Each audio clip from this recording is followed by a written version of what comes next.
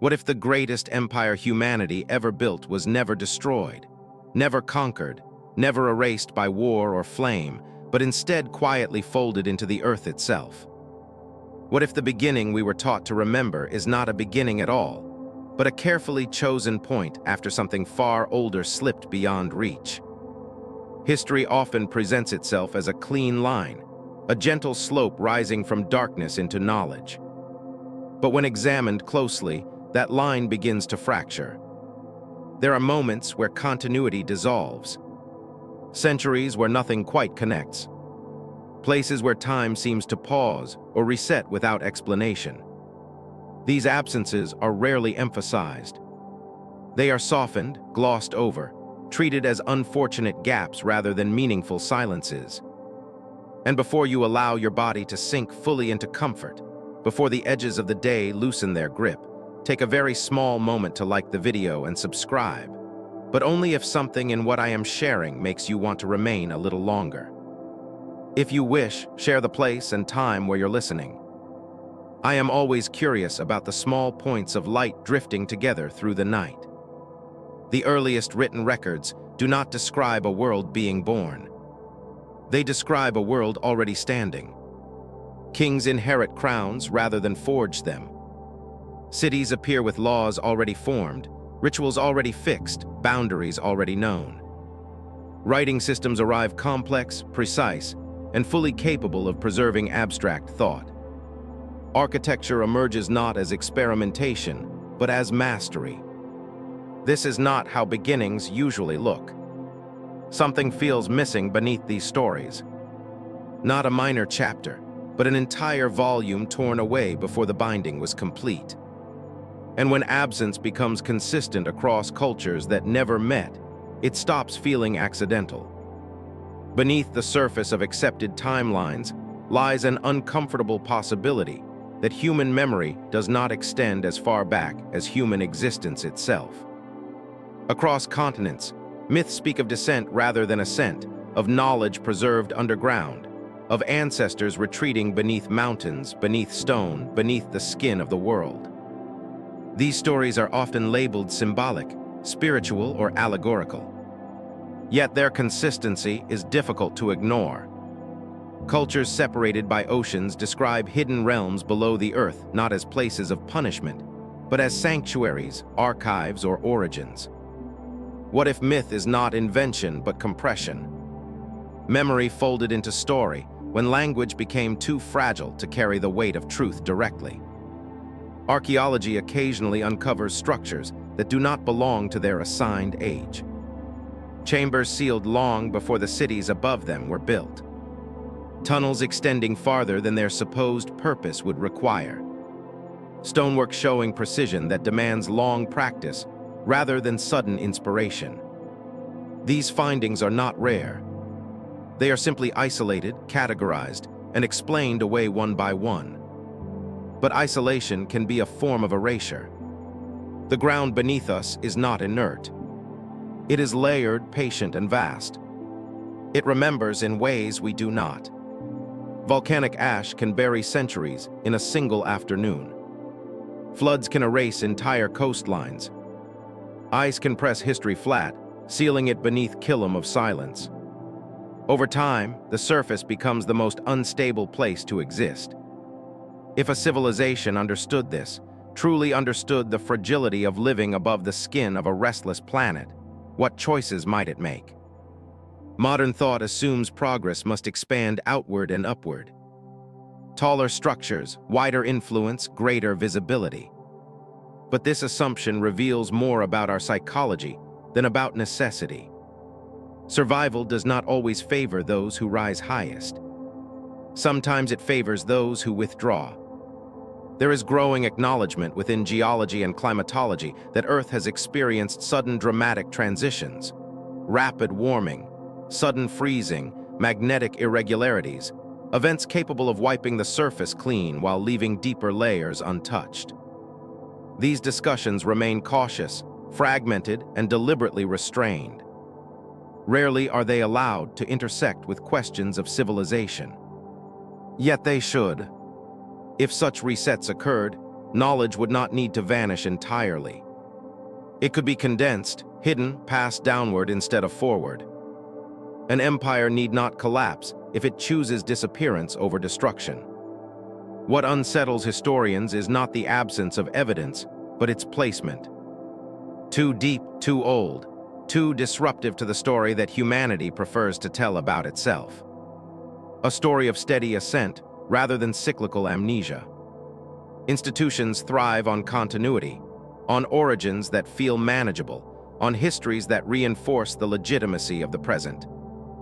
Anything that suggests repetition, regression, or forgotten predecessors threatens that comfort. If an advanced culture once existed beneath our current one, it would not announce itself. It would not need monuments on the surface.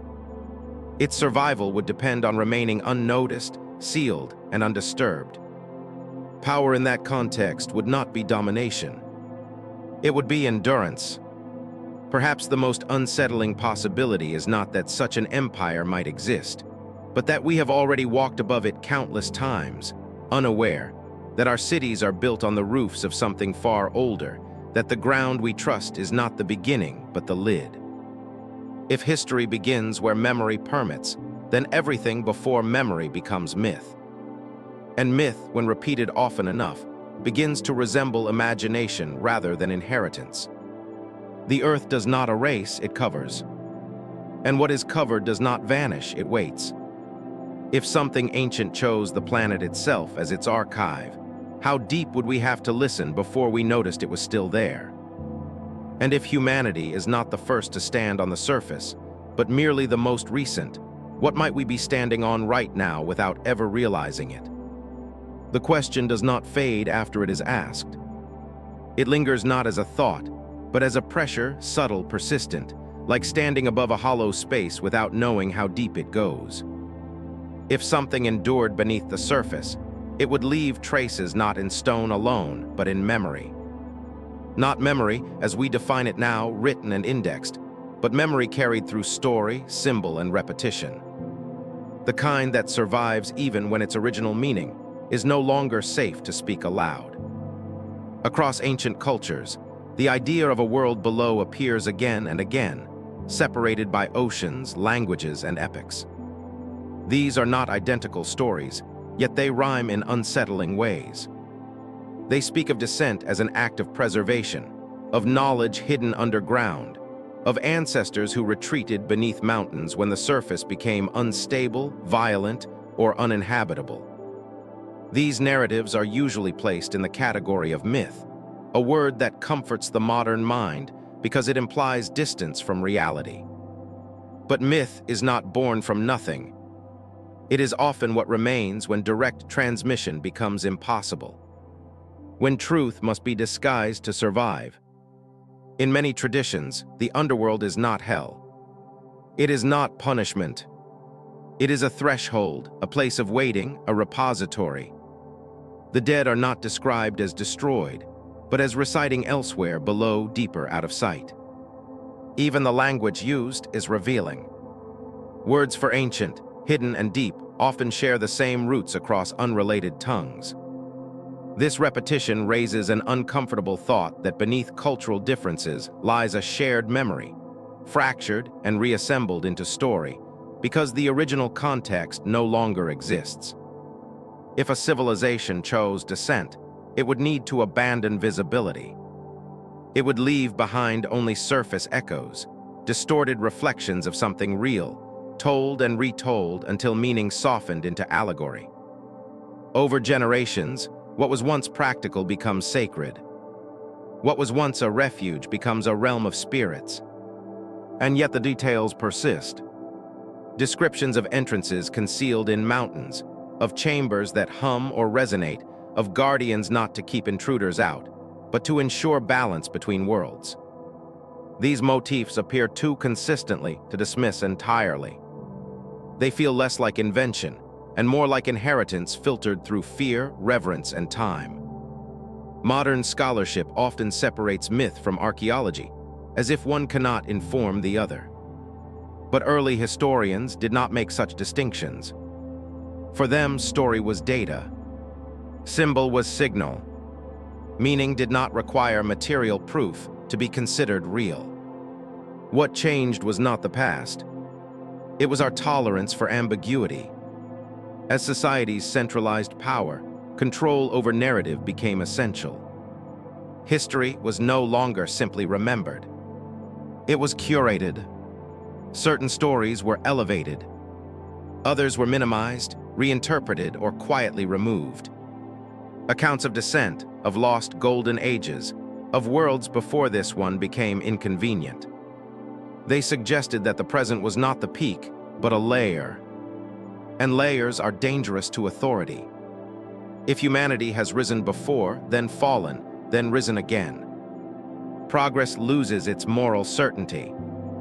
It becomes fragile, reversible, dependent on forces far beyond governance or belief. Such an idea destabilizes empires built on the promise of permanence. It is easier then to frame ancient stories as symbolic rather than literal, as moral lessons rather than memories, as imagination rather than inheritance. Yet even stripped of literal meaning, these myths continue to shape behavior. Sacred caves are protected. Mountains are revered. Underground spaces are approached with caution. Entire regions remain untouched not because they lack value, but because they carry something undefined, something old.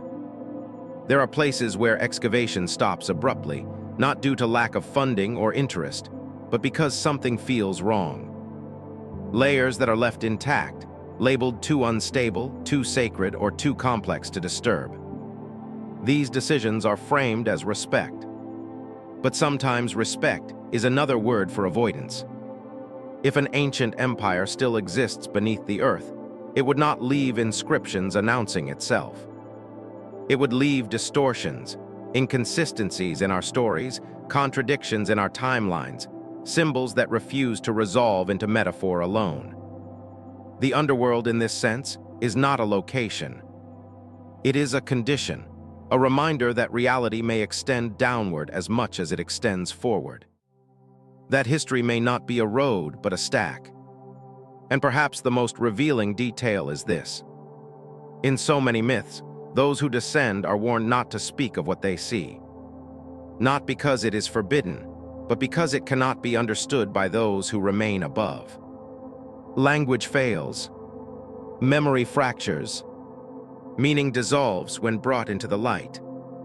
If something was preserved underground, silence may have been its strongest defense. We are taught to search for origins by digging upward through texts and dates. But what if the true origins lie below the first written word? Beneath the stories we call myth, beneath the symbols we call metaphor, beneath the ground we rarely question. If the surface world forgets by moving forward, then the underground remembers by staying still. And if these ancient stories are not warnings, but recollections softened by time, what happens when we finally listen to them not as fiction, but as echoes? What happens when the descent they describe is no longer symbolic, but necessary? And if humanity once chose to go down rather than vanish entirely, what does that choice say about what they knew was coming next? The deeper one follows these stories, the more the silence beneath the ground begins to feel intentional rather than accidental.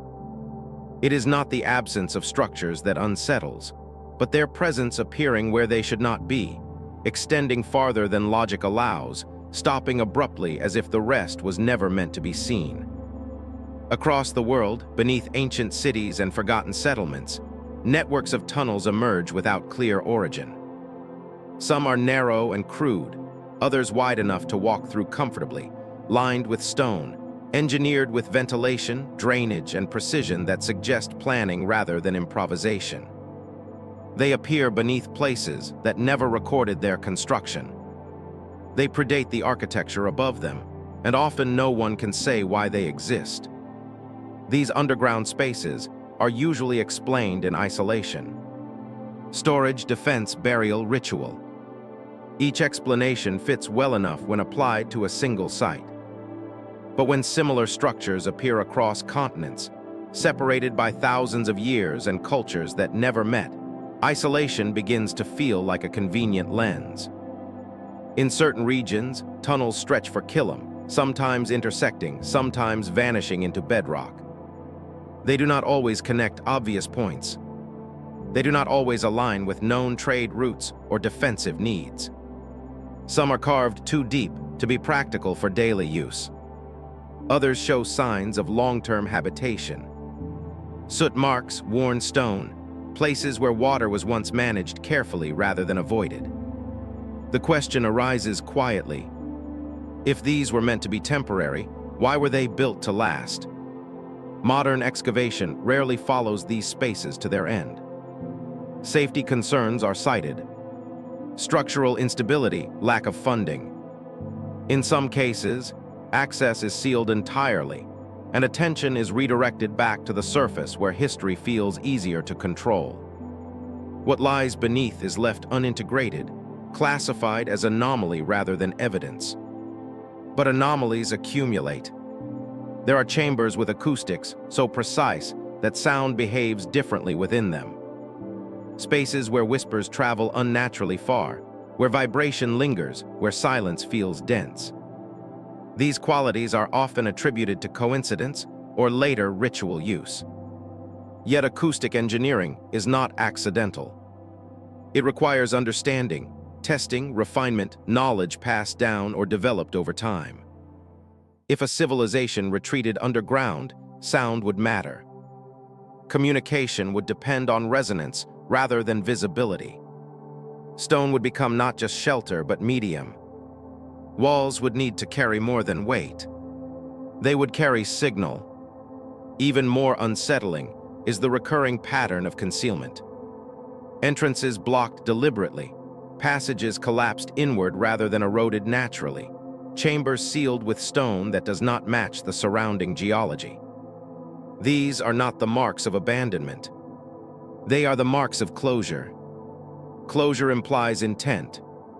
In some places, legends linger around these sealed spaces. Warnings not to dig. Stories of imbalance when the underground is disturbed.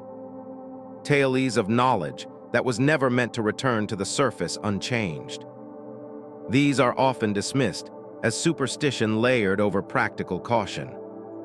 But superstition often grows where explanation is incomplete. The surface world values exposure, discovery, revelation. The underground values something else entirely. Continuity, stability, preservation. What is buried is protected from weather, war, and time. It changes slowly, if at all. If a culture understood this deeply, it might choose to invest its most critical knowledge below rather than above. Libraries carved into stone, archives embedded in geometry and resonance rather than ink. The city is designed not to expand, but to endure. This reframes the purpose of underground construction entirely, not as hiding places for the desperate, but as infrastructure for the patient. The absence of written records describing these spaces may not indicate ignorance, but discretion. Writing is fragile. It burns, it rots, it betrays location. A civilization that wished to remain undiscovered would not leave instructions on the surface. Instead, it would encode its presence indirectly in myths of descent, in sacred prohibitions, in architectural echoes repeated unconsciously by later cultures who inherited fragments without context. The surface builders may not have known why they copied certain proportions, certain orientations, certain symbolic forms. They only knew they worked, that they felt right, that something ancient approved. As modern humanity digs deeper, it encounters not revelation but restraint. Limits appear, legal, ethical, institutional. Questions soften into curiosities, curiosities into footnotes, and footnotes quietly disappear from popular memory. This pattern is rarely malicious. It does not require conspiracy. It only requires discomfort. A collective decision to focus where answers feel manageable. The underground resists that comfort. It refuses to resolve cleanly into timelines or cultural categories. It suggests continuity where we prefer separation. It implies that civilization is not a linear ascent, but a cycle of exposure and retreat. If an empire still exists beneath the earth, it may not resemble cities as we imagine them. It may be quieter, smaller, more deliberate, designed not for growth, but for balance with the planet that shelters it. Perhaps it does not consider itself hidden at all. Perhaps it simply exists in a dimension of patience we no longer practice. The tunnels beneath us do not announce their purpose. They wait, and waiting over geological time is not passive. It is strategic. When we stand above these sealed passages, hearing nothing, seeing nothing, we assume absence. But silence is not emptiness. It is often the sound of something choosing not to speak. If these underground spaces were meant to outlast surface civilizations, then their continued existence is not mysterious. It is expected. The real mystery is why we keep assuming that what survives longest must also be what stands highest. If the Earth favors depth over display, what does that say about which civilizations were truly built to last? And when we finally reach the point where descent feels less like curiosity and more like necessity, will the paths below still be open? Or were they sealed with the understanding that we would not be ready for them yet? At a certain depth, time stops behaving the way we expect it to. Layers compress centuries into centime. Millennia fold into silence. What appears solid becomes fluid. When stretched across spans the human mind was never designed to hold. Geology does not tell stories in straight lines. It records pressure, collapse, heat, and return. It remembers catastrophes that arrived suddenly without ceremony and left behind no witnesses capable of writing them down. Entire ecosystems vanish between layers, leaving only chemical signatures and fractured stone as evidence that something once lived and then did not. When these records intersect with archaeology, discomfort begins. There are moments where the tools of geology suggest stability, while the artifacts of humanity suggest interruption or worse advancement when none should exist. Stone surfaces shaped with a precision that implies prolonged experimentation. Materials worked in ways that appear ahead of their assigned age. Not impossible, just improbable enough to unsettle. These are not singular discoveries. They are patterns dispersed thinly enough to avoid confrontation. The official explanations tend to arrive quickly. Natural processes can mimic design. Later cultures reused older sites. Coincidence? Coincidence? Coincidence? Each answer calms the surface of inquiry, even as it leaves the deeper question untouched. Why does complexity appear suddenly, repeatedly, without clear developmental steps? Evolution, whether biological or cultural, leaves traces of trial, rough edges, failed forms, transitional stages. Yet in certain moments of the human record, sophistication emerges fully formed, as if retrieved rather than invented, as if remembered rather than discovered. This raises a quiet possibility that some knowledge did not originate where we find it, that it was carried forward or downward through disruptions we have not fully integrated into our understanding of time. The Earth has not always been kind to the surface. Rapid climate shifts have occurred within humanly meaningful time scales.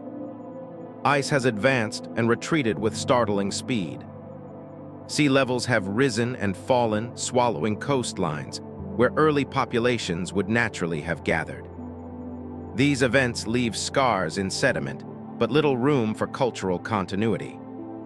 If a civilization existed primarily on the surface during such transitions, it would leave fragments at best. Broken tools, displaced bones, incomplete stories. But if it anticipated instability, if it learned from earlier losses, it might choose to anchor itself elsewhere. Below the zone of chaos, underground, temperature stabilizes, radiation softens, erosion slows. The deeper one goes, the more predictable the environment becomes. For a civilization that understood Earth not as a backdrop, But as a system, descent could be seen not as regression, but as adaptation. In this light, certain archaeological anomalies begin to feel less like mistakes and more like echoes, evidence of contact rather than origin, touch points between layers of humanity that did not fully overlap in time. Modern science prefers explanations that minimize disruption to established models. This is not a flaw. It is a survival mechanism. Paradigms protect coherence, but they also resist integration of data that implies repetition rather than progression. To accept that advanced activity occurred earlier than allowed is to accept that humanity may not be exceptional in the way it believes itself to be. That intelligence does not guarantee continuity. That knowledge can be lost not through ignorance, but through circumstance. There are subtle signs of this humility embedded in ancient philosophies. The idea that ages rise and fall, that cycles repeat, that memory resets not because it fails, but because conditions change. These ideas were later reframed as metaphor, spirituality, or moral lesson. Their temporal implications were softened, but perhaps they were never meant to be taken lightly. If a civilization survived a planetary disruption by moving underground, its influence on surface cultures would be indirect. It would not teach openly. It would seed ideas, provide fragments, influence proportions, symbols, alignments, not through rule, but through inheritance filtered by misunderstanding. This could explain why later cultures replicate forms they cannot fully explain. Why certain architectural ratios persist long after their original purpose is forgotten. Why stone seems to be treated with reverence rather than utility in so many early traditions. Stone does not decay like flesh or wood. It retains shape. It carries vibration. It can hold information in ways we're only beginning to understand.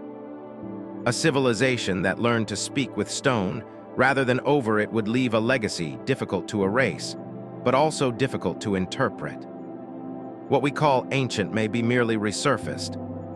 There is a subtle arrogance in assuming that our current level of understanding represents the highest point of insight, that those before us were necessarily less capable, less aware, less prepared. Geological time does not support this narrative. It suggests repetition, experimentation, collapse, and return. Perhaps humanity has always known how to build high. The harder lesson may have been learning how to endure. If the surface repeatedly proves unstable, then permanence must be sought elsewhere, in depth, in silence, in patience. The deeper record of the earth does not argue. It does not persuade. It simply exists waiting for attention without demanding it. And when fragments of advanced behavior appear out of place in the timeline, the question is not whether they belong, but whether the timeline itself has been misunderstood. If time is layered rather than linear, then progress may not be a ladder but a spiral, touching the same points again and again, each time from a different depth. If that is true, then what we call the past may not be behind us at all. It may be beneath us, unchanged, enduring, and quietly watching as we repeat the surface mistakes it once learned to avoid. And if the earth has already taught this lesson before, how many times has humanity needed to relearn it before finally listening? When the surface record falters, explanations often turn toward catastrophe. Not the sudden cinematic kind imagined in stories, but quieter events whose consequences unfold across generations. Shifts that do not announce themselves as endings, yet leave civilizations unable to recognize their own beginnings afterward. There is growing evidence that the planet has experienced abrupt environmental changes within relatively short spans of time. Temperatures that swung violently, ice sheets that advance faster than expected, oceans that rose not by centime but by meters, overwhelming coastlines that once supported dense populations. These transitions do not require myth to explain them. They are etched into ice cores, sediment layers, and fossilized shorelines. What they lack is narrative. If a society had grown along fertile coasts or temperate plains, such changes would not simply inconvenience it. They would dismantle it. Agriculture would fail. Trade routes would vanish beneath water. Familiar stars would shift in the sky as climate altered the air itself. And in the chaos that followed, continuity would become a luxury few could afford. Most civilizations confronted with such stress collapse outward. They fragment, they migrate, they forget. But what if one did something else? What if it prepared? Preparation implies foresight. It implies awareness not only of danger, but of recurrence. To prepare for collapse, a civilization must accept that collapse is not exceptional. It must believe that what happened before can happen again. That belief alone sets it apart. There are hints scattered and incomplete that ancient cultures understood the planet as cyclical rather than stable. That they perceive time not as narrow, but as a rhythm rising and falling, breathing in and out. Civilizations in this view are not endpoints, but expressions, temporary states within a larger system. If such an understanding existed, it would alter priorities. Monument building would lose its urgency. Expansion would feel reckless. Instead, effort would shift toward preservation, toward creating spaces that could endure when the surface could not. The Earth itself offers a solution to those who know how to listen. Below a certain depth, the violence of climate softens. Temperature stabilizes. Water becomes predictable. Radiation diminishes. The deeper layers are insulated from the drama above. To move underground would not be an act of desperation. It would be strategy. This reframes catastrophe entirely, not as an ending, but as a filter. The surface resets while what lies beneath persists. Over time, the survivors above would emerge with no memory of what came before, while those below would carry continuity forward quietly and visibly. If this occurred even once, it would fracture history irreversibly. Because when the surface repopulates, it does so without witnesses, without teachers, without context. Knowledge must be rediscovered rather than transmitted. Skills are relearned from scratch. Stories replace facts. And over generations, memory reshapes itself to fit survival rather than accuracy. This process does not require a singular global disaster. It could happen regionally, repeatedly in different forms. Flood here, freeze there, volcanic winter elsewhere. Each event strips the surface of complexity while leaving deeper layers intact. And yet the possibility that some knowledge survived below challenges a core assumption that collapse always equals loss. Perhaps collapse sometimes equals concealment. If a civilization understood how to step aside while the planet reshaped itself, it would leave few traces on the surface. Not because it vanished, but because it chose not to compete with geological time.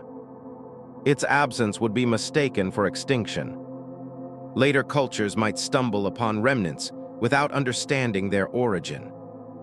Techniques would appear suddenly without lineage. Ideas would surface without roots. These would be attributed to genius, coincidence, or divine inspiration. The idea that knowledge could re-emerge from a hidden continuity is uncomfortable. It implies that innovation is not always new, that progress can be inherited unknowingly, that humanity may be less inventive than it believes and more repetitive. Institutions built on linear advancement resist this implication. They depend on a story in which each generation surpasses the last, in which the present is justified by the ignorance of the past. A hidden continuity disrupts that comfort. And so catastrophe becomes a convenient explanation.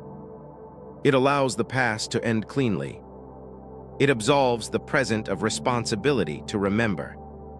But the Earth does not support clean endings. It supports layering.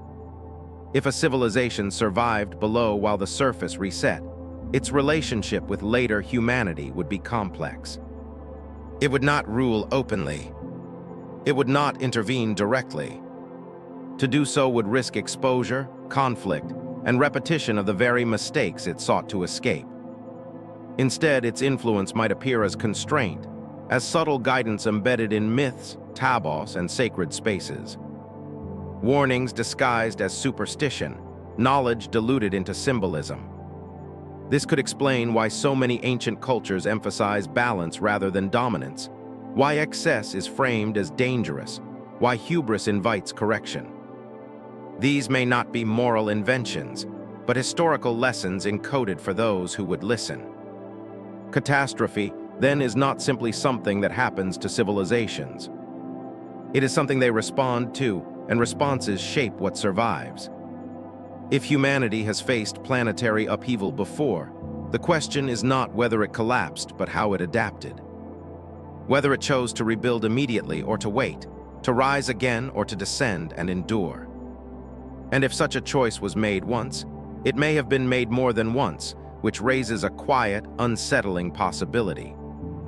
If the surface world is entering another period of instability, climatic, ecological, or otherwise, then the pattern may not be new. It may be familiar to those who have seen it before. The Earth does not warn loudly. It shifts. It nudges. It rebalances. Those who survive are not always the strongest, but the most attentive. If a hidden empire learned this lesson long ago, its continued existence would not depend on power, technology, or dominance. It would depend on patience.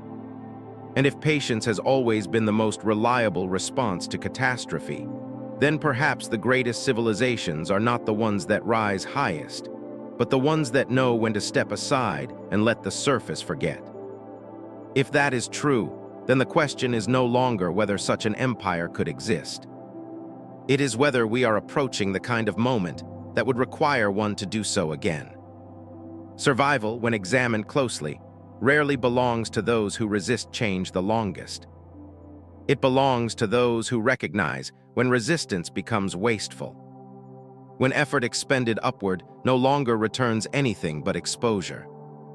If a civilization learned this lesson early, it would have faced a decision unfamiliar to most historical narratives. Not how to defend territory, not how to expand influence, but how to disappear without dying. Disappearance in this sense is not defeat. It is withdrawal with intent.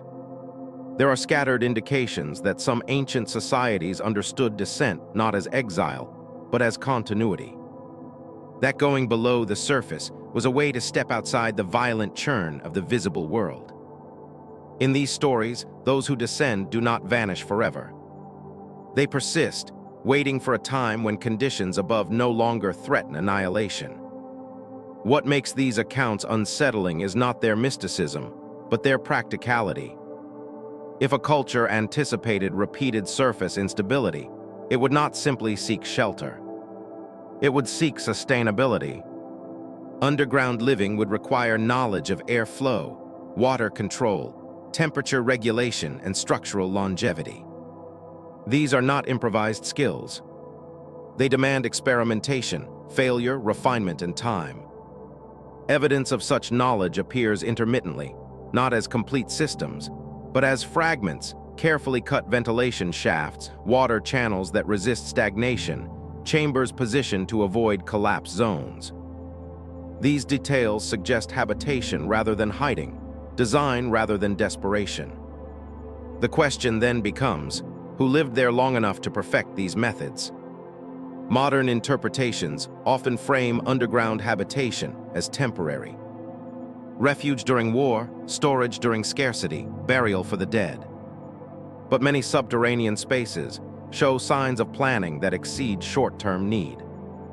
They imply anticipation of duration measured not in months, but in generations. To plan for generations underground requires a particular worldview. One that values continuity over visibility. One that accepts separation from the surface not as loss, but as transformation. Such a worldview would inevitably reshape culture itself. Social structures would compress. Resource use would become conservative. Noise would matter. Light would be rationed. Time would be measured differently, not by seasons above, but by cycles below. Language might shift toward precision rather than expansion. Art might favor resonance, geometry, and repetition over scale. Knowledge would be preserved not through accumulation, but through curation. If such a culture existed, its influence on surface societies would be subtle. It would not leave grand ruins to be admired. It would leave templates, proportions, techniques that surface cultures rediscover without understanding their origin. This could explain why certain building methods appear, disappear, and reappear across time without clear transmission. Why later civilizations seem to reinvent the same solutions independently. Perhaps they are not reinventing them at all. Perhaps they are remembering without context. The idea of survivors beneath the earth challenges the assumption that collapse leaves no witnesses. It suggests that some witnesses may choose silence, that survival does not always seek recognition. This silence would be misinterpreted as absence. Surface cultures lacking continuity would reconstruct history from fragments. Myths would emerge to explain sudden appearances of knowledge.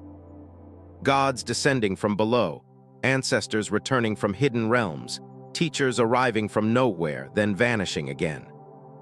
Over time, these stories would be ritualized, moralized, and stripped of logistical meaning. What began as memory would become metaphor. Yet metaphors persist because they point towards something unresolved. There is a recurring tension in these stories between surface and depth. The surface is associated with change, ambition, conflict. The underground with stability, preservation, restraint. Those who move between them are often portrayed as mediators rather than rulers. This suggests that interaction, if it occurred, was limited and intentional. A civilization that survived underground would have strong incentives not to re-emerge fully. Re-entry would risk contamination, not biological but cultural. Surface societies shaped by scarcity and interruption would likely pursue dominance rather than balance. Contact could invite conflict rather than cooperation. Better then to influence indirectly, to seed ideas that encourage restraint, to embed warnings into belief systems, to frame excess as taboo, imbalance as danger. This kind of influence does not announce itself. It diffuses slowly. It survives even when its origin is forgotten. Modern thought often equates influence with control. But influence can also be the absence of instruction, the refusal to lead, the decision to let others learn through repetition rather than inheritance. If an underground civilization endured through multiple surface resets, it would develop a long view of humanity, one that recognizes patterns, cycles of rise, overreach, collapse, and renewal. From such a perspective, intervention would feel futile. Instead, observation would dominate. This raises a subtle discomfort that humanity may not be alone in its own history. That predecessors might exist not behind us in time, but alongside us in depth, not watching in judgment, but in patience. The surface world values immediacy, results, proof, visibility. The underground values duration, stability, silence. These values are not easily reconciled. Perhaps that is why descent appears so often in ancient narratives as irreversible. Once below, return is difficult. Not because the path is blocked, but because the perspective changes. Those who descend see the surface differently. They understand its fragility, its impermanence. They may choose not to return. If survivors of earlier civilizations still exist beneath the earth, they would not resemble legends of lost cities glowing with light. They would likely be smaller, quieter, more constrained, focused not on expansion, but on survival with minimal footprint. Their greatest achievement would not be technology, but restraint. The idea that humanity's most advanced expression might be defined by what it refused to do is deeply unsettling. It contradicts the narrative of progress as accumulation. It suggests that wisdom may lie in subtraction. If this is true, then the surface world's repeated collapse is not a failure of intelligence, but of attention, a refusal to learn from cycles rather than events. And if some learned that lesson long ago, they may still be below, waiting not for the right moment to return, but for the surface to stop repeating itself.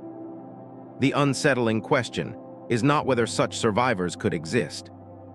It is whether, if they do, they would see any reason to reveal themselves now. And if they have already seen this pattern many times before, what do they expect will happen next? There is a subtle language the earth speaks, one that does not rely on sight. It moves through stone and bone, through pressure and pause. It is felt rather than heard, perceived rather than measured. Long before words fixed meaning, this language shaped how spaces were chosen, how structures were aligned, how people gathered and endured. If a civilization withdrew beneath the surface, sound would become more than communication. It would become orientation, timekeeping, memory. In darkness, vibration replaces vision. Resonance becomes a map. Certain underground chambers respond to sound in ways that feel deliberate. A single tone can bloom and linger, multiplying itself along curved walls.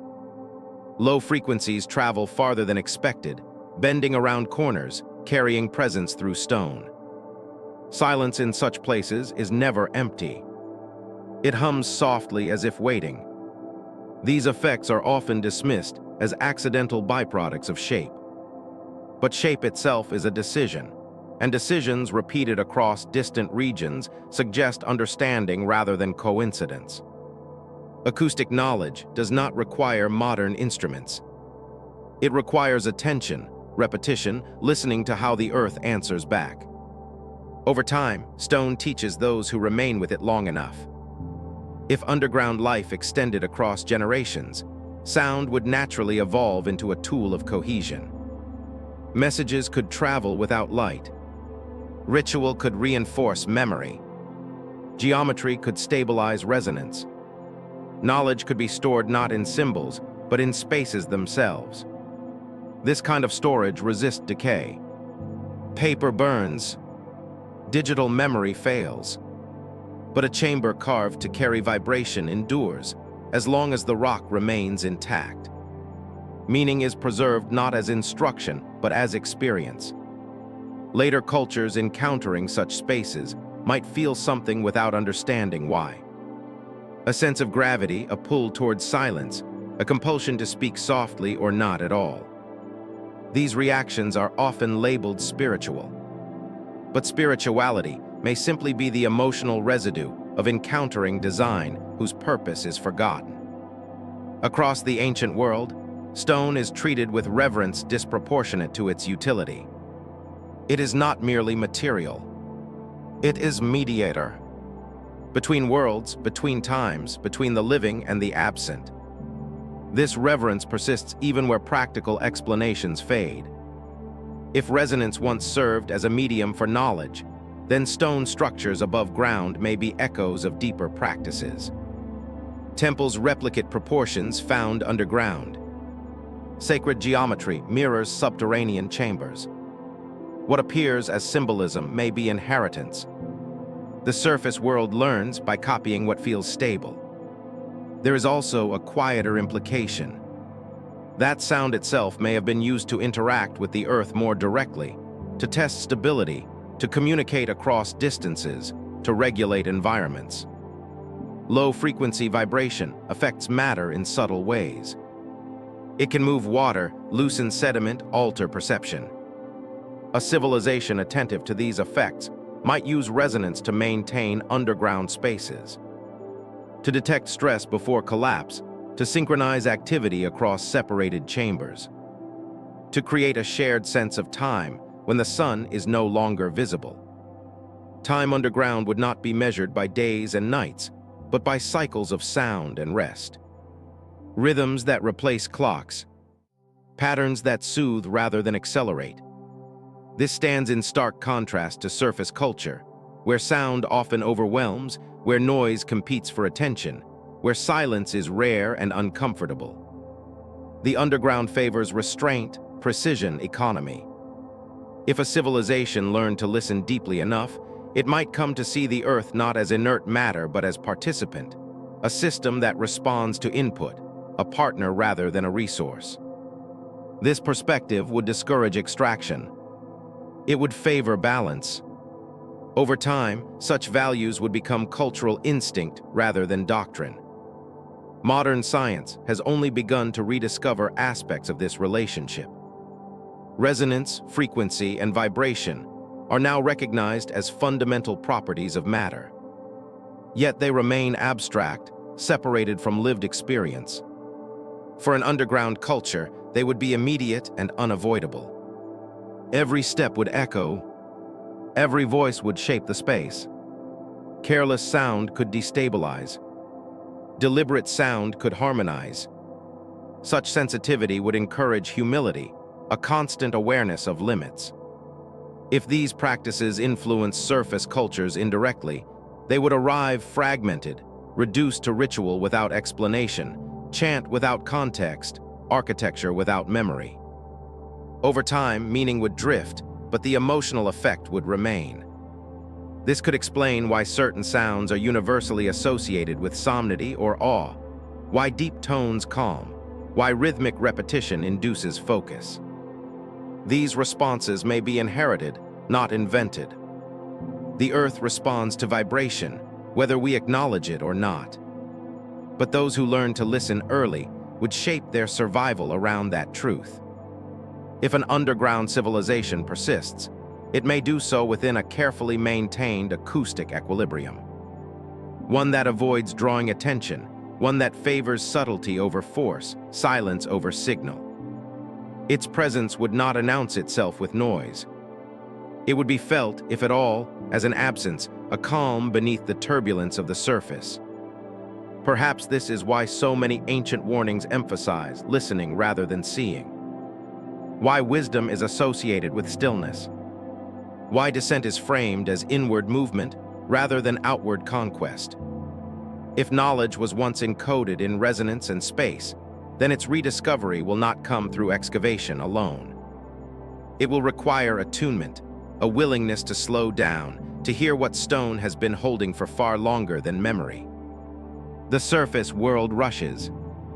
It builds quickly, speaks loudly, moves restlessly. It assumes that louder means stronger, brighter means better. The underground knows otherwise.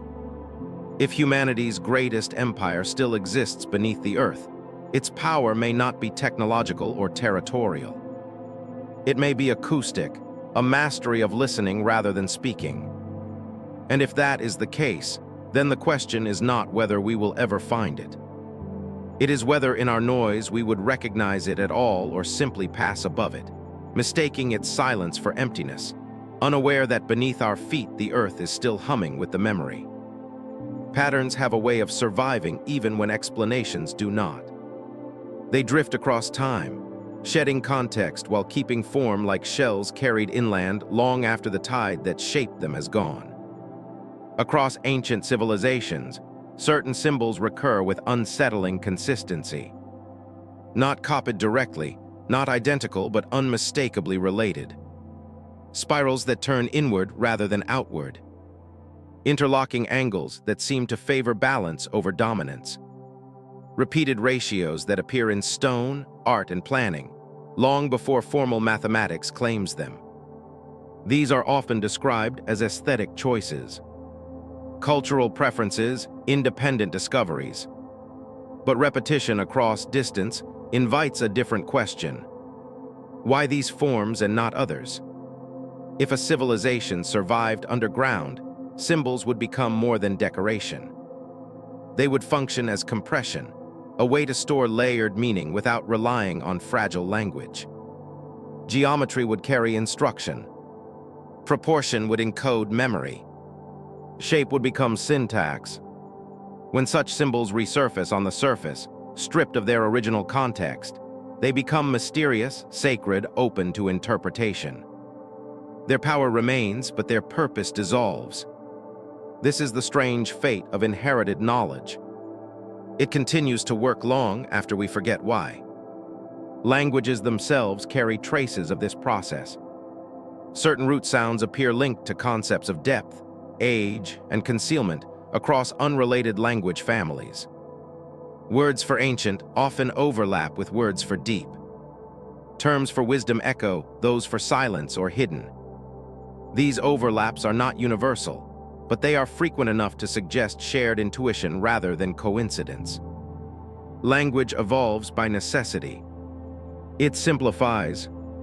It adapts. It forgets what it no longer needs. But some associations persist because they reflect lived experience. If dissent once mattered for survival, it would imprint itself not only on stories, but on the very structure of speech. Symbols travel more easily than explanations. They cross borders without translation. They can be copied without understanding. This makes them ideal vessels for diluted memory. A surface culture encountering remnants of a deeper system might adopt its symbols intuitively. They would feel stable, complete, meaningful in ways that resist articulation. Over time, they would be layered with new interpretations, new myths, new rules, but the underlying form would remain. This layering is visible in how later civilizations treat inherited symbols. They are revered but rarely questioned, used but not fully understood, passed down as tradition rather than examined as technology. Technology, after all, is only recognized as such when its function is visible. If certain forms once served practical purposes underground, guiding sound, distributing pressure, organizing space, their surface replicas would appear symbolic rather than functional. Temples would echo chambers.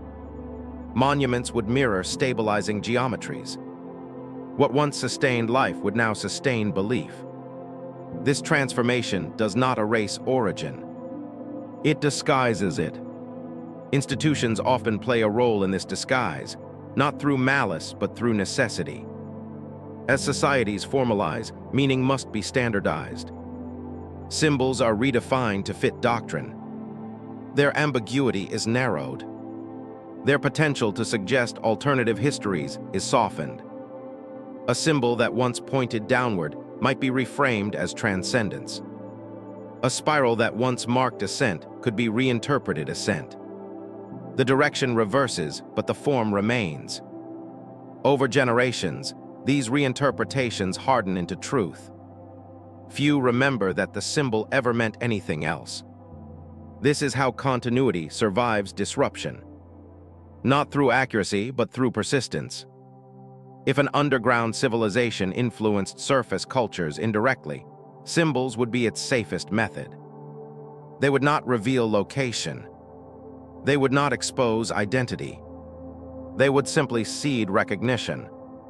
A quiet reminder embedded in form. Those who later encountered these forms might feel drawn to them without knowing why. A sense of familiarity, a pull toward repetition. This is often described as archetypal, psychological, or spiritual, but it may also be historical. The human mind is shaped not only by biology, but by inheritance of practice. If certain spatial and symbolic arrangements once kept people alive, they would leave deep impressions. Even after the original danger passed, the impression would remain. Modern analysis tends to isolate symbols from environment, to study them as art, religion, or language, but symbols were once integrated. They existed within systems. Removing them from those systems makes them seem abstract when they were once practical. This fragmentation mirrors the fragmentation of history itself. Pieces remain, but their relationships are lost. What remains most intact is the feeling, a sense that something important is being gestured toward just out of reach. That meaning exists, but requires dissent rather than explanation. Perhaps this is why so many ancient traditions emphasize initiation, not instruction, but experience. Knowledge is not given outright. It is encountered gradually, often through movement into enclosed spaces, Caves, chambers, labyrinths, places where orientation changes, initiation mirrors descent. If these practices originated as ways to introduce surface populations to fragments of deeper knowledge, they would naturally become ritualized over time. Stripped of practical urgency, they would retain emotional gravity. The underground would become metaphor, even if it began as memory. Symbols are resilient precisely because they can survive reinterpretation. They do not demand to be understood. They wait. If humanity's greatest empire still exists beneath the earth, its legacy on the surface may be written not in ruins, but in repetition, in forms we keep drawing, ratios we keep rediscovering, stories we keep telling, even when we no longer believe them. These symbols do not insist, they suggest, they do not shout history, they whisper continuity.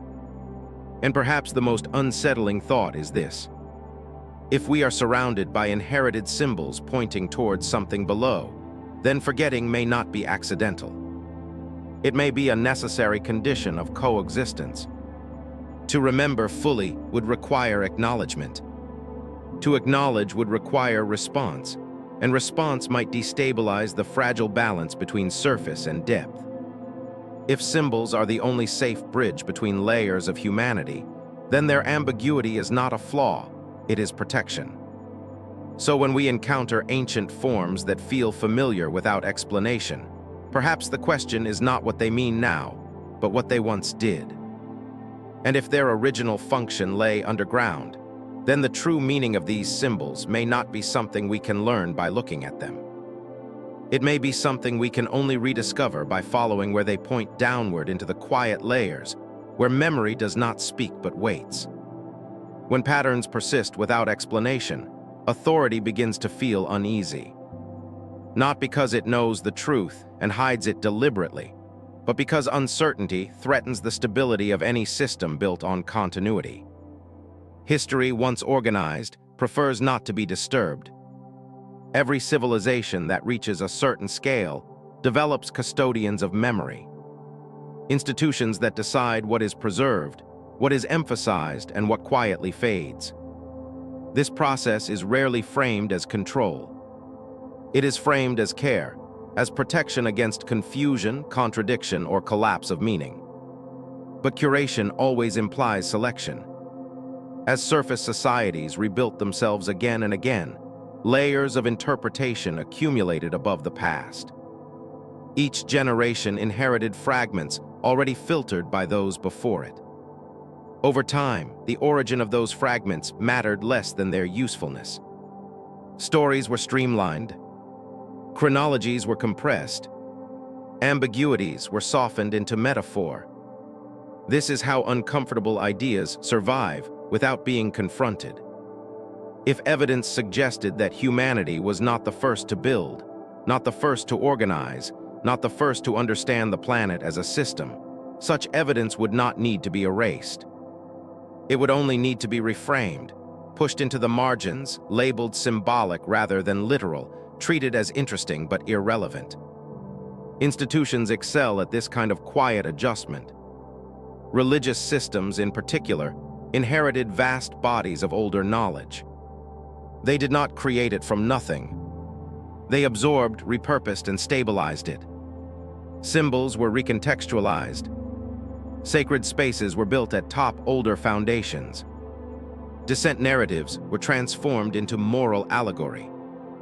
What once described movement through space movement of the soul, this transformation did not destroy memory. It redirected it. Empires, too, have little incentive to encourage layered history. Authority thrives on clear origins, on identifiable founders, on linear progression from chaos to order. Acknowledging predecessors undermines legitimacy. It suggests inheritance rather than creation. So history becomes flatter. Deeper layers are treated as prehistory, a word that implies irrelevance rather than ignorance. Prehistory is not the absence of history. It is history deemed unnecessary to remember. As archaeology developed into a formal discipline, it inherited these biases. Excavation followed expectation. Questions were shaped by existing frameworks. Discoveries that fit reinforced the system. Discoveries that complicated it required caution, delay, or reinterpretation. This is not conspiracy. It is momentum. Once a narrative becomes embedded in education, funding, and identity, altering it becomes costly, not materially but psychologically. To revise origins is to revise self-standing. Few societies welcome that disruption. If an underground civilization exists or once existed, its greatest protection may be this inertia. The surface world is not hostile to the idea. It is simply not prepared to integrate it. Even when anomalies appear, structures beneath structures, technologies out of place, timelines stretch thin, they are treated individually, never allowed to converge, never permitted to suggest continuity where discontinuity is assumed. Connection is the real danger because connection implies survival. If something endured through collapse, then collapse is no longer final. It becomes selective, and selection implies choice, agency, intelligence operating beyond the surface narrative. That idea is profoundly destabilizing. So institutions respond not by denying data, but by isolating it, by emphasizing uncertainty, by encouraging specialization over synthesis. Each expert examines a fragment without being invited to assemble the whole. In this environment, the most unsettling questions remain unasked, not forbidden, simply unfunded. Meanwhile, the public absorbs history through simplified stories. Textbooks favor clarity over complexity. Documentaries favor closure over ambiguity. The past becomes a sequence of lessons rather than a landscape of unresolved possibilities. What lies beneath this process is not deception, but fear of fragmentation, of losing the thread that holds identity together. If humanity is not unique, not original, not singular in its ascent, then meaning must be redefined. Progress becomes fragile. Achievement becomes temporary. The future loses its promise of inevitability. This does not sit easily with systems built on expansion. If an underground civilization chose not to intervene, it may have anticipated this reaction. It may have understood that survival depended not only on physical concealment, but on psychological invisibility. The surface world must not be ready to hear the story. So the story remains incomplete. What survives instead are boundaries, sacred prohibitions against digging too deep, cultural discomfort with dissent, legal frameworks that restrict exploration in certain regions. These are justified in practical terms: safety, preservation, respect. But their cumulative effect is containment. Containment of curiosity. The irony is that the deeper the silence grows, the more compelling the question becomes. Absence invites speculation. Gaps attract attention. What was once ignored begins to feel deliberate. At this point, some respond by constructing grand conspiracies. Others retreat into skepticism. Both reactions miss something quieter. The system does not need to hide the underground empire. It only needs to remain oriented toward the surface. As long as history is taught as ascent rather than layering, descent will feel unnatural. As long as progress is defined as visibility, endurance through concealment will seem implausible. But plausibility is not the same as truth. If knowledge can be lost without being destroyed, then it can also persist without being acknowledged. The earth provides the storage. Institutions provide the forgetting. This is how civilizations coexist across time without recognizing one another. One builds upward, loud and visible. Another remains below, stable and unseen. Neither needs to dominate the other. Perhaps this arrangement is intentional. Perhaps the underground understands that influence is safest when it is not recognized as such. That the surface must rediscover lessons on its own or not at all. If this is the case, then the guardians of surface history are not villains. They are participants in a larger pattern, one that favors continuity through forgetting. The most unsettling implication is not that history has been rewritten. It is that it has been gently edited, smoothed into something we can live with. And if something beneath the earth is counting on that editing to remain intact, then the real question is not whether institutions would reveal it. It is whether the surface world could handle remembering what it has been protected from all along. There are places where excavation begins with confidence and ends in hesitation, where the soil is removed layer by layer until something appears that does not fit the story expected to emerge. Not an artifact out of place, but a context that refuses to align. In these moments, the language of discovery changes. Certainty gives way to caution. Terms like unclear, undetermined, and anomalous begin to appear. Progress slows. Sometimes it stops entirely. The site is documented, re-eried, or quietly redirected into another category where it no longer demands synthesis. This is not uncommon. Across the world, there are sites where digging ceased, not because nothing was found, but because too much was found too soon.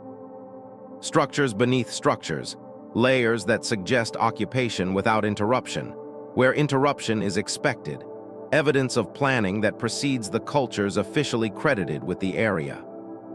These places exist at the edges of mainstream discussion, mentioned briefly, footnoted, rarely integrated. What makes them unsettling is not that they contradict known history outright, but that they complicate it beyond comfort. They suggest depth where flatness is preferred, continuity where rupture is assumed. The deeper one digs, the less cooperative time becomes. Artifacts are dated by association. Association relies on context. Context depends on layers behaving predictably.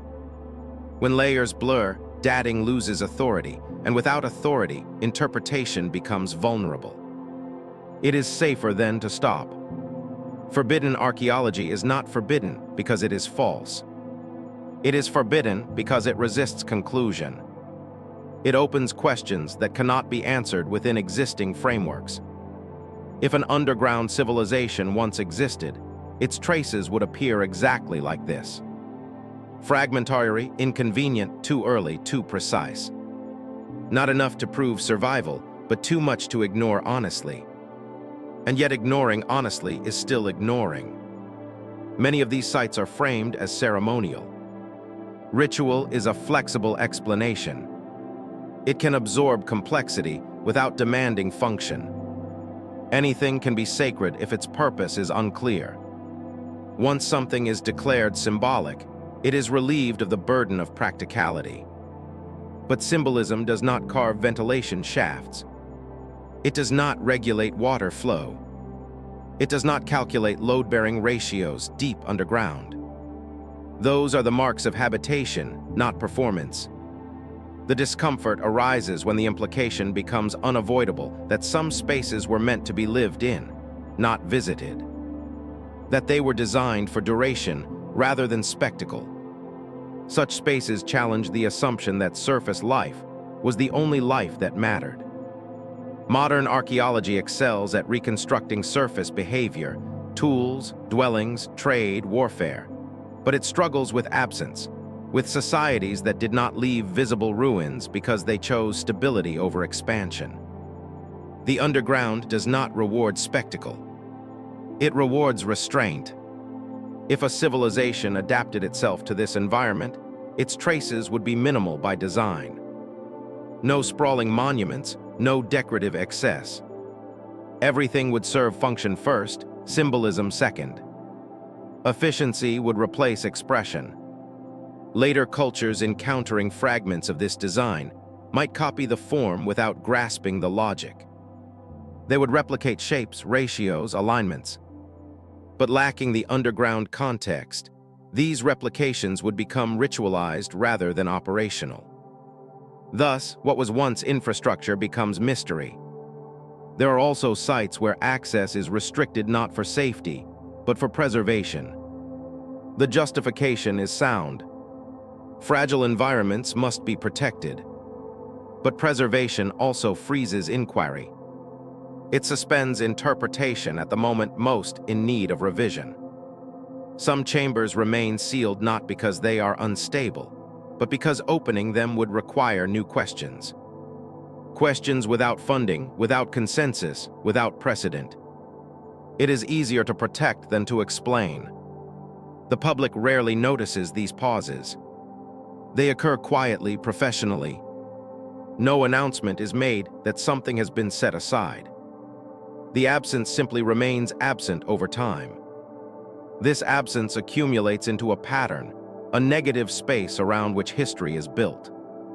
Forbidden archaeology does not announce itself as forbidden. It is simply never followed through, never connected, never allowed to form a narrative of its own. If an underground civilization persists, or once persisted, it would benefit from this tendency.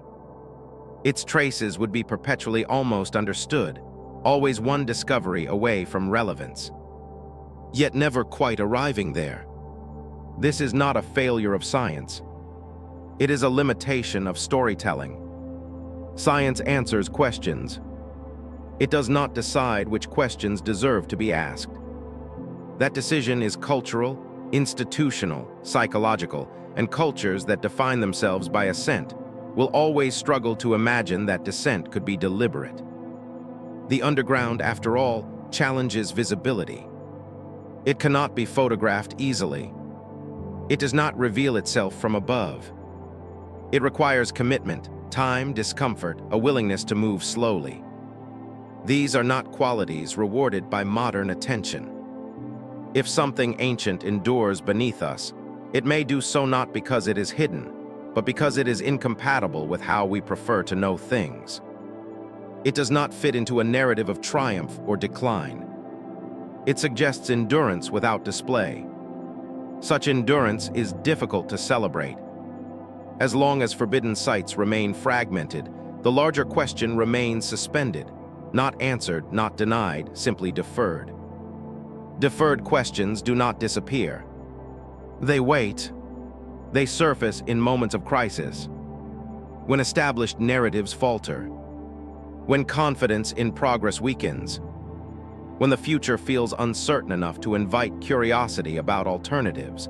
Perhaps this is why interest in hidden histories rises during periods of instability.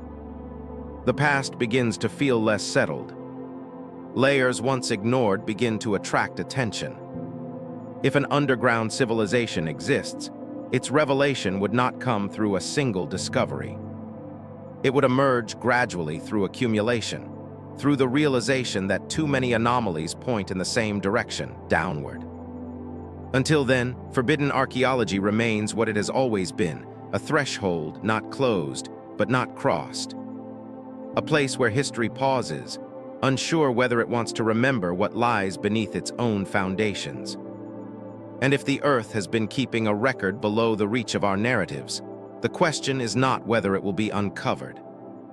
It is whether we will recognize it as history when we finally encounter it, or dismiss it once again as something we are not ready to understand.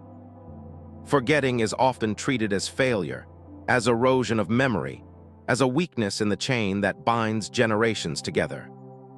But forgetting can also be protective. It can be deliberate, a mechanism that allows continuity by removing what would otherwise overwhelm. Human psychology is not designed to carry infinite history. It filters, compresses, chooses what feels relevant to survival. Now, what does not serve the present quietly dissolves, even if it once mattered deeply. If humanity experienced previous cycles of rise and collapse, forgetting may not have been accidental. It may have been necessary. There are moments in collective memory where awareness becomes too heavy to bear. Knowledge of impermanence, of repeated failure, of civilizations that reached great heights only to vanish. Such awareness can paralyze rather than empower. It can strip ambition of meaning, hope of direction. In these moments, forgetting becomes a kind of mercy. Stories across cultures reflect this tension. Accounts of great floods that erase names, of ages that end without warning, of survivors who emerge, changed, unable to remember clearly what came before. Memory loss is often framed not as punishment, but as consequence, a cost of survival. Those who remember too much are burdened, isolated, unable to return fully to ordinary life. If an underground civilization endured through such cycles, it may have learned that memory must be rationed, that not all knowledge should be carried forward intact. Some truths, if preserved openly, could destabilize fragile new beginnings on the surface. This reframes the role of forgetting entirely. It becomes an act of stewardship rather than neglect.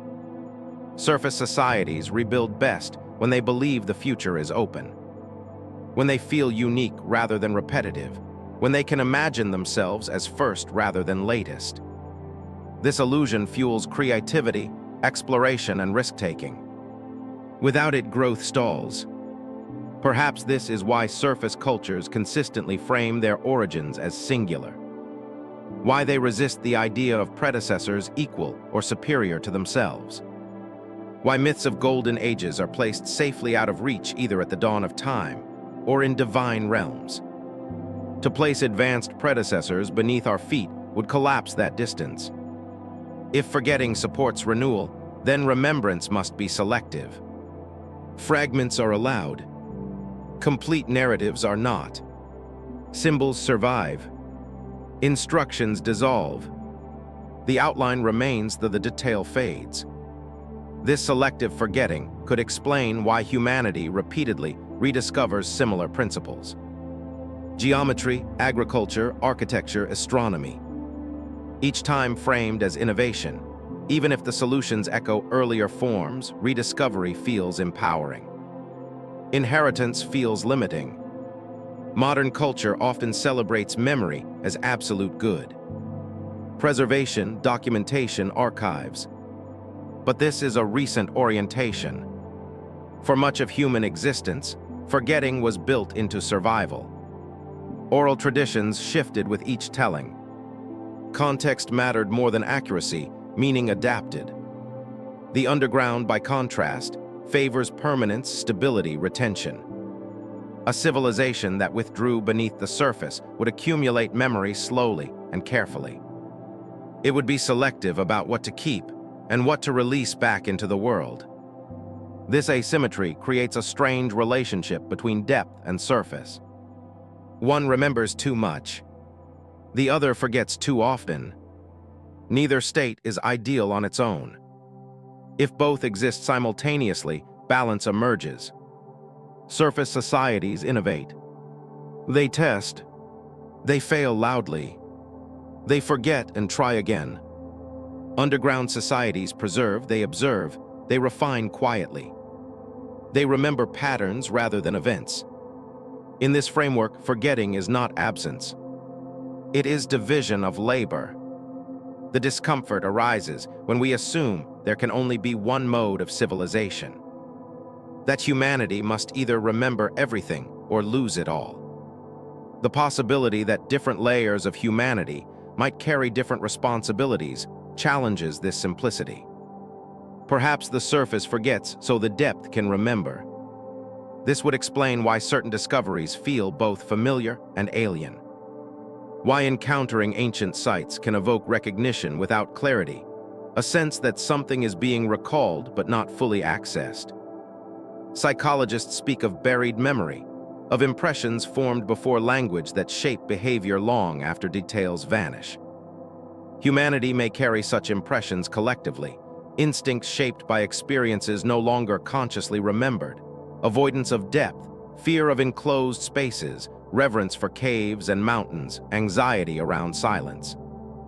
These responses may be inherited adaptations rather than irrational fears. If descent once meant survival and later meant separation, both attraction and resistance would persist. The surface world is restless. It moves quickly. It values novelty. Forgetting enables this motion. Too much memory would slow it down. Anchor it. Force reflection where speed is rewarded. This may be why modern societies struggle with long-term thinking, why cycles are hard to perceive, why collapse often comes a surprise, even when patterns are visible in hindsight. Forgetting narrows attention to the present.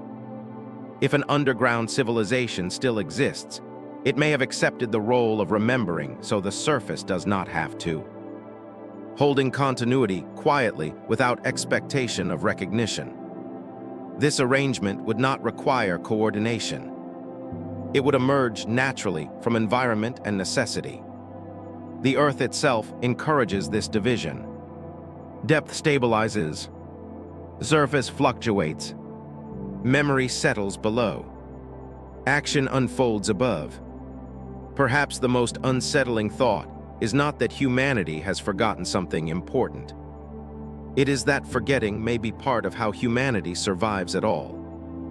If remembering everything led to stagnation or despair in the past, then selective amnesia would be adaptive, a way to reset psychological load while allowing deeper layers of knowledge to persist elsewhere. This reframes the question of lost civilizations. They may not be lost. They may be remembered by those best equipped to remember. And if we feel uneasy sensing that something has been forgotten, that discomfort may be intentional, a signal rather than a flaw, a reminder that memory exists beyond immediate access.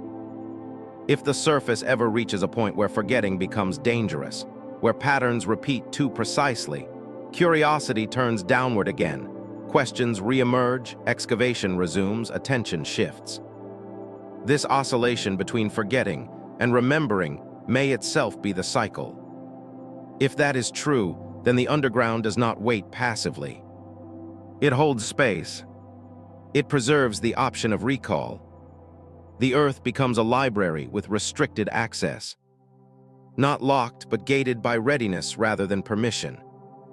The question then is not whether humanity has forgotten too much. It is whether we have forgotten exactly as much as we were meant to, and whether the moment is approaching when remembering more becomes necessary. And if that moment comes, will we recognize the difference between remembering for curiosity and remembering because survival once again depends on it?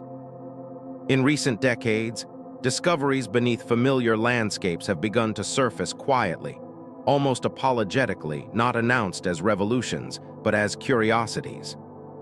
Subterranean chambers beneath modern cities. Vast cavities detected by instruments rather than eyes.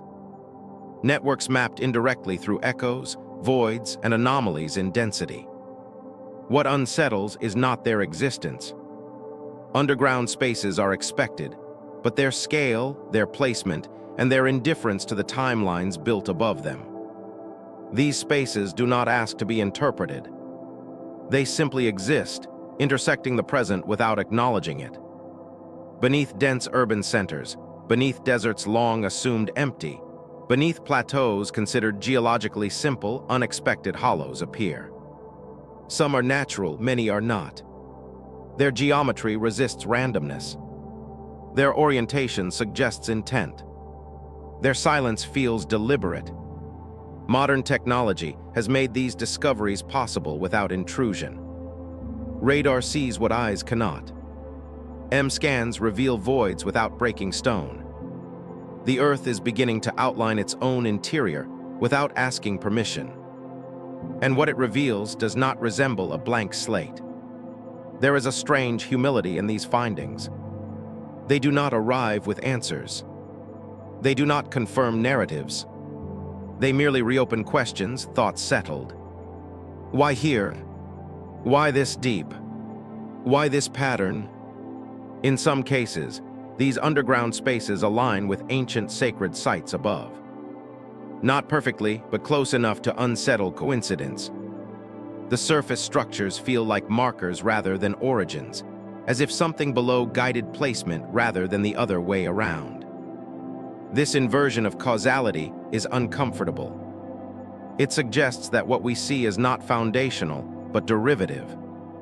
When access is gained, the spaces often resist categorization. They are not mines, not tombs, not reservoirs. They do not resemble defensive structures. Their features imply use, but not in ways we readily recognize. Walls are smooth where roughness would suffice. Angles repeat without obvious necessity. Some chambers seem designed to hold nothing at all. Emptiness as function. Emptiness in underground terms is valuable. It allows air to move, pressure to equalize, sound to travel. It is not absence but capacity. Modern observers often assume ancient builders worked toward accumulation, storing goods, bodies, wealth. But a culture focused on endurance might prioritize space itself, voids rather than objects, potential rather than possession. This shift in perspective reframes discovery. What appears unused may be the most essential component. These findings rarely disrupt daily life. Cities continue above. Tourists pass overhead. The underground remains peripheral, mentioned briefly before attention returns to the surface. The world prefers not to linger on what lies beneath. Yet the accumulation continues. Each new detection adds weight. Not enough to force revision, but enough to create pressure. A sense that something coherent is forming, just beyond articulation. What is striking is how often these discoveries emerge accidentally during infrastructure projects, geological surveys, seismic studies unrelated to archaeology. It is as if the underground reveals itself only when approached indirectly. Direct searching seeks confirmation. Indirect observation encounters surprise. This pattern mirrors the larger theme. The underground does not respond to dominance. It reveals itself through patience, through listening rather than probing. If an ancient civilization persists beneath the earth, it would not announce itself through grand exposure. It would remain legible only to those willing to interpret subtlety, density changes, acoustic anomalies, spatial relationships rather than inscriptions. Such a civilization would value resilience over recognition. The surface world often demands proof in familiar forms, written records, artifacts, monuments. But an underground culture would optimize for invisibility. Its success would be measured by how little it interfered with what came after. This raises a difficult question for modern inquiry. What if we are looking for the wrong evidence? What if survival leaves behind not abundance but restraint? In that case, the most convincing proof would be negative space, gaps, absences that repeat too precisely to be accidental. The modern impulse is to fill gaps, to resolve ambiguity, to extract meaning quickly. But the underground resists speed. It rewards slowness. It reveals itself incrementally, sometimes only after decades of observation. As more subterranean spaces are detected, a quiet tension builds between explanation and acknowledgement. To explain them fully would require integrating disciplines that rarely speak. Geology, archaeology, acoustics, anthropology, systems theory. The complexity is discouraging. It is easier to keep them separate. And so the discoveries accumulate without synthesis. Each treated as isolated, each safely contained within its field. The larger picture remains unassembled. Yet the sense of pattern persists. It becomes harder to ignore that these spaces share qualities beyond coincidence. Depths chosen deliberately, locations repeated, design favoring longevity over access, aesthetic minimalism bordering on austerity. This does not resemble the underground of desperation. It resembles the underground of choice. The idea that humanity may have chosen depth over dominance at some point is difficult to reconcile with surface narratives. It implies a version of intelligence that values withdrawal over conquest, continuity over visibility. But intelligence does not have a single expression. If modern humanity is beginning to detect these spaces only now, it may be because conditions are changing. Technology has matured. Curiosity has shifted. Surface stability feels less assured. Attention naturally turns downward during uncertainty. This does not mean revelation is imminent. It means sensitivity is increasing. The Earth does not disclose its layers all at once. It reveals them when pressure changes. Perhaps these modern discoveries are not invitations, but reminders, signals that something remains unfinished, that history is not as flat as it appears. If an underground empire exists or once existed, it would not emerge through spectacle. It would be inferred through accumulation, through the realization that too many voids align, too many silences echo one another. The surface world is beginning to sense this alignment, even if it cannot yet name it. And perhaps that is enough for now, because recognition often precedes understanding.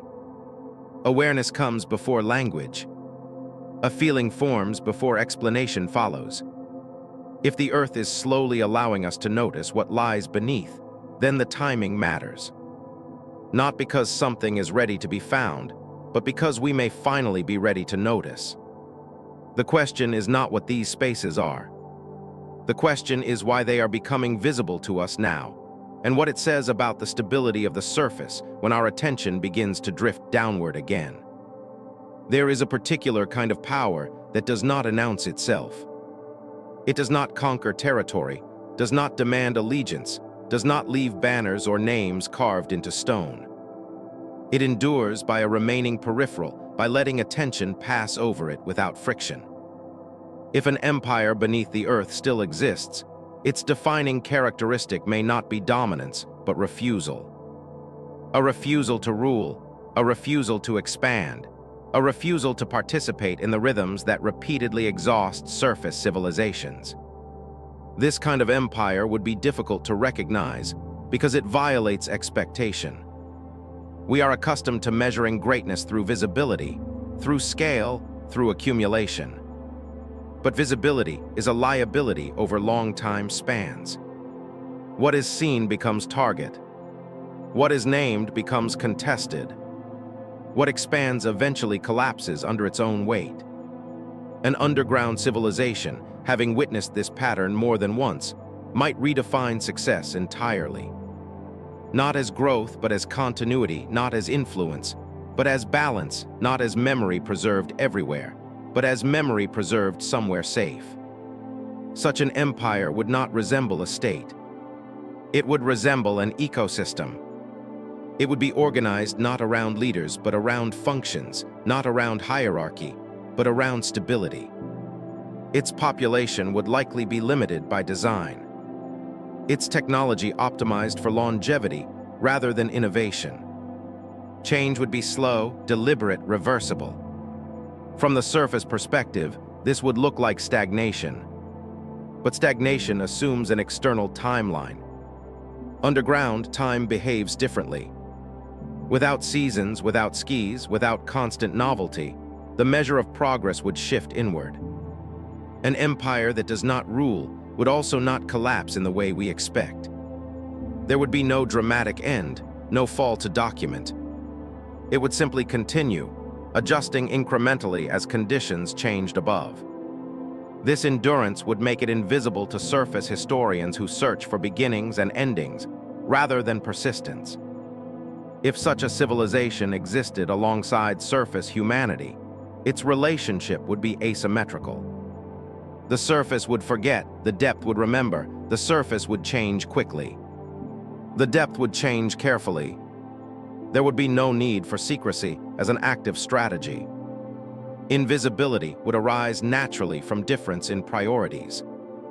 Surface societies announce themselves through production. Roads, monuments, borders. Underground societies would minimize disturbance. Any excess extraction would threaten stability.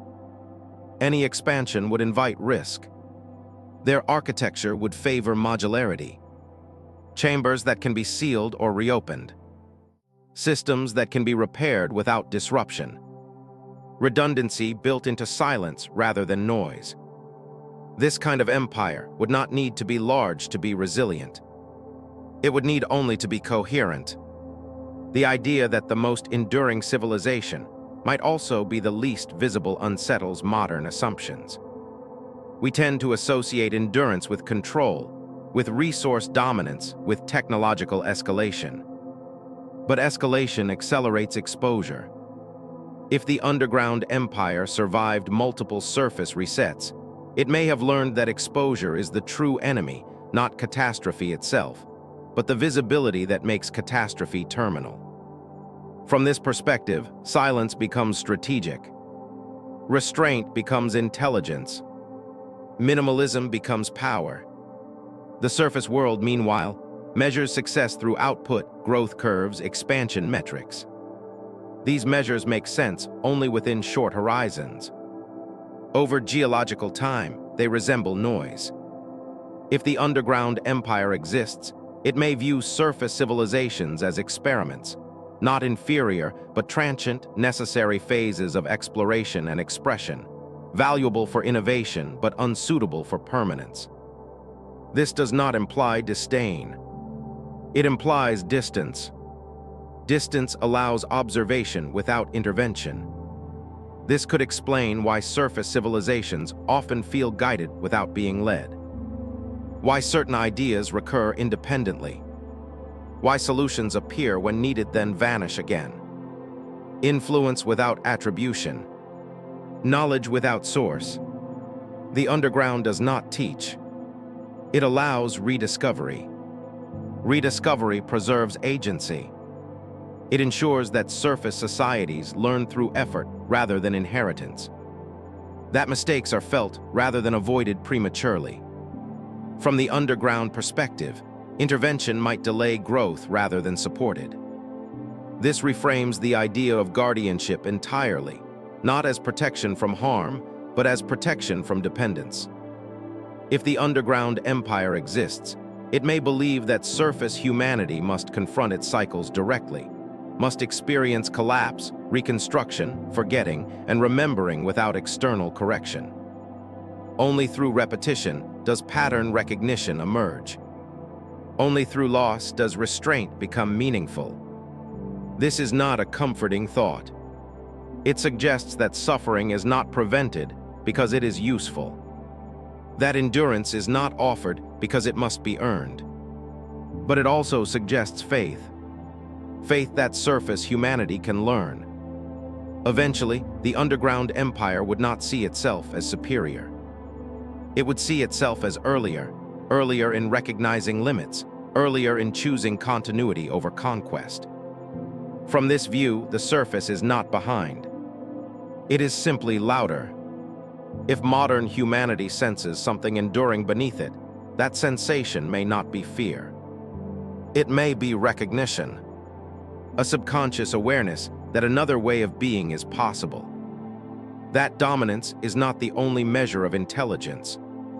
This awareness often emerges during moments of exhaustion. When expansion feels unsustainable, when growth loses meaning, when the future begins to feel like repetition rather than promise. In such moments, the idea of an empire that chose restraint becomes compelling. But compelling does not mean accessible. If the underground civilization exists, it may never emerge fully. It may never need to. Its success would be measured not by recognition, but by continuity through indifference. The surface world looks for empires that ruled. It may overlook the empire that endured. And perhaps that is the point. If an empire beneath the earth has lasted longer than any surface civilization, its lesson is not technological or political. Its lesson is temporal, that the longest histories are not written upward into the sky, but inward into the stone. That survival is not guaranteed by strength, but by alignment with forces larger than ambition. If this is true, then the greatest empire humanity ever built would not be remembered, because it did not need to be. It would still exist, not as a power to be confronted, but as a presence that quietly confirms another possibility. The question then is not whether such an empire would reveal itself. It is whether we would recognize endurance without dominance as greatness at all, or dismiss it once again as something too quiet to matter. When the idea finally settles, not as speculation, but as possibility, it rearranges everything quietly. If humanity is not the first to build on the surface, then the surface itself becomes provisional, a stage repeatedly assembled and dismantled, never meant to hold permanence for long. This realization does not arrive as fear. It arrives as humility. To imagine predecessors beneath us is to imagine that progress does not accumulate the way we were taught. That intelligence does not move in a straight line from ignorance to mastery. That civilizations may approach understanding, retreat from it, then circle back again, changed but familiar. If earlier surface cultures rose and fell while something endured below, then history is not a ladder. It is a tide. The surface world measures success through expansion. But expansion exposes weakness. It stretches systems thin. It multiplies points of failure. Over time, complexity becomes brittle. Collapse does not arrive because of a single error, but because there are too many places for error to occur at once. An underground civilization would learn this early. It would design itself to minimize complexity rather than maximize reach, to reduce surface area, to limit dependency, to simplify without losing coherence. From this perspective, the surface becomes a proving ground rather than a destination. A place to test ideas rapidly, to explore risk, to innovate without long-term obligation. What survives those tests might be worth preserving. What fails is allowed to dissolve. This division of roles is unsettling because it reframes failure as expected rather than tragic. Surface humanity has always feared collapse as an ending. But if collapse has occurred before and life continued elsewhere, then collapse becomes a transition rather than annihilation. This does not make collapse gentle. It makes it comprehensible. The emotional weight of this idea is heavy. It suggests that what we call civilization may be temporary by design. That the earth does not require us to persist on its skin forever. That the surface is not home but phase. Ancient philosophies often hinted at this impermanence. They warned against attachment to form, against mistaking structure for meaning, against believing that what is visible is what endures. These warnings are usually read as spiritual abstraction.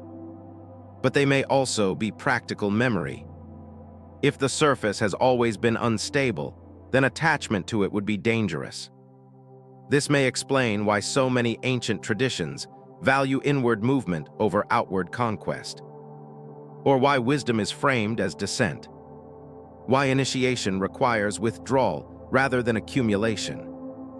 These patterns may not be metaphors at all, but softened instructions. Over time, as the surface stabilized for longer periods, the urgency of these instructions faded. They became symbolic, moralized, detached from their original context. But symbols do not vanish when their utility fades. They wait. Modern humanity has grown comfortable on the surface. Cities sprawl. Infrastructure extends across continents. The illusion of permanence feels convincing. Yet beneath this comfort lies unease, a sense that stability is thinner than it appears, that systems are stretched, that repetition is accelerating. In such moments, the idea of an earlier civilization choosing restraint over dominance becomes less strange. It becomes aspirational. But aspiration does not equal readiness. If humanity were to accept that it is not the first surface culture, it would need to confront its own impermanence without despair. To see itself as part of a sequence, rather than a culmination to value stewardship over legacy. This is a difficult shift. It undermines narratives of exceptionalism. It challenges identities built on being first, best, or final. Yet it also offers relief. If we are not the first, then failure is not final. If others navigated collapse and endured elsewhere, then continuity is possible without clinging to the same form. This reframing does not diminish human achievement. It contextualizes it. It places innovation within a longer rhythm, rather than isolating it as miracle. The underground in this sense becomes not a place, but a reminder that depth exists, that alternatives to visibility exist, that endurance may require transformation rather than resistance. If an underground civilization still exists, it would not judge surface humanity. Judgment implies hierarchy. It would observe. Observation allows patience. Patience over long time spans is indistinguishable from faith. Faith that surface societies will eventually recognize patterns rather than events. That they will learn restraint not through instruction, but through repetition. That forgetting will eventually give way to remembering, when remembering becomes necessary, rather than merely interesting. This suggests that the underground does not fear extinction of the surface. It expects renewal in different forms at different scales. The Earth has hosted many forms of life that no longer exist. It does not grieve them. It integrates them. Their remnants become foundation for what follows. Perhaps civilizations are no different. If that is the case, then the question of whether humanity is the 7th or 10th or 20th civilization becomes less important than how civilizations respond to their own limits.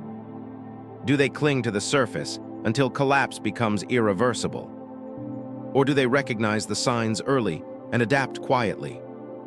The idea that adaptation might involve disappearance rather than domination is difficult to accept. It runs counter to narratives of heroism and triumph. It lacks spectacle, but spectacle has always been short-lived. If the greatest empire humanity ever built still exists beneath the earth, its greatness would not lie in what it achieved once, but in what it continues to avoid: overextension, exposure. Forgetting the planet's rhythms, it would represent a form of intelligence that measures success by duration rather than impact. This is not a flattering mirror for surface humanity, but it is an instructive one. As awareness of instability grows, environmental, social, technological attention naturally turns toward alternatives, not solutions, but different orientations. The underground, whether literal or symbolic, represents one such orientation: a willingness to trade visibility for resilience, speed for patience, expansion for coherence. This does not mean humanity is destined to go underground. It means the option exists in memory, even if the memory is fragmented. If remembering predecessors beneath us changes how we think about our own trajectory, then remembering is already doing its work. The question is not whether we will discover definitive proof. It is whether we will recognize the lesson embedded in the possibility that survival may not look like what we expect, that greatness may not announce itself, and that the future of humanity may depend not on reaching higher, but on learning when and how to step aside, quietly, deliberately, and let the surface become just one layer among many. In the end, there is no revelation that arrives like a door opening. No single moment where the earth yields its deepest layer and allows everything to be named. What comes instead is a soft convergence. Threads that once seemed separate begin to align. Not tightly, not conclusively, but enough to change how silence is heard. If something has endured beneath the surface, it has done so without demanding recognition. It has allowed the surface to rise, fracture, forget, and rebuild without interference. That choice alone suggests a different understanding of power, one that does not require confirmation to remain intact. The surface world has always favored answers that close questions, timelines that begin and end cleanly, civilizations that rise, peak, and fall in satisfying arcs. These stories comfort because they imply control. They suggest that if we understand enough, we can avoid repetition. But the deeper record resists closure. It implies that repetition is not a failure of knowledge, but a feature of complex systems. That intelligence does not eliminate cycles. It learns to live within them. If humanity's greatest empire still exists beneath the earth, its silence is not emptiness. It is equilibrium, a state reached not by accumulation but by subtraction, by removing what cannot endure until only what does remains. This kind of endurance does not translate easily into surface language. We speak of legacy, of impact, of being remembered. The underground does not measure itself this way. It measures in continuity, in whether balance is maintained, in whether disruption is absorbed rather than amplified. From this perspective, the surface world appears young, not in age, but in temperament, impatient, loud, brilliant, and reckless in equal measure, always reaching outward, rarely pausing to listen inward. This is not condemnation. It is observation. Surface civilizations have their role. They explore. They innovate. They test boundaries quickly. They produce ideas at a pace depth cannot sustain. Many of these ideas fail. Some survive long enough to matter. A few may be worth preserving beyond the surface cycle. If there is an underground continuity, it may function as a reservoir rather than a refuge. Not a place to hide from the surface, but a place where what proves durable is allowed to settle. This would mean that history is not lost when civilizations fall. It is redistributed. What cannot endure dissolves. What can endure sinks. The earth becomes not a graveyard, but a filter. This reframing changes how loss is perceived. Collapse is no longer the end of meaning. It is a sorting process. Painful, yes, but not meaningless. If this is true, then the unease many feel when contemplating deep time is not anxiety, but intuition, a recognition that permanence has never been promised to the surface. That stability is conditional, that continuity requires adaptation rather than defiance. The surface resists this idea because it challenges identity. We want to believe we are final, that our moment is unique, that progress culminates here. But such beliefs are historically fragile. What endures is not identity but pattern. And the pattern suggested by geology, myth, archaeology, and silence is not linear ascent. It is layering. Expansion followed by contraction. Visibility followed by withdrawal. Expression followed by preservation. If humanity has reached a moment where these patterns are becoming visible again, it may not be coincidence.